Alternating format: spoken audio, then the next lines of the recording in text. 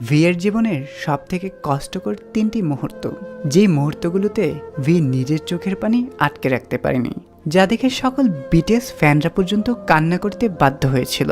আজকে আমরা সেই 3টি মুহূর্ত সম্পর্কে জানব। ভিয়ের জীবনের সবথেকে কষ্টকর মুহূর্তটি হলো যেদিন তার দাদি মারা যায়। তার দাদি ছিল তার বেস্ট ফ্রেন্ডের মতো। তিনি ভিকে টিভিতে দেখতে চাইতেন, কিন্তু ভি সফল হওয়ার আগেই তিনি পৃথিবী ছেড়ে চলে যান। যেই কথাগুলো বলতে গিয়ে বিয়ের বুকটা ফেটে যাচ্ছিল, সেদিন সকল আর্মিরা পর্যন্ত কান্না করেছিল। ভিয়ের জীবনের আরেকটি কষ্টদায়ক মুহূর্ত ছিল যেদিন তার বেস্ট ফ্রেন্ড তাকে ছেড়ে চলে যায়। সে এটি কোনোভাবেই মানতে পারছিল না। আসলে বেস্ট ফ্রেন্ডকে যে হারিয়েছে সেই এই কষ্টটা অনুভব করতে পারবে।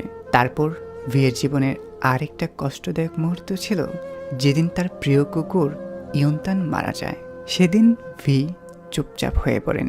ইয়ন্তানের মৃত্যুতে সে ভীষণ ভেঙে পড়েন।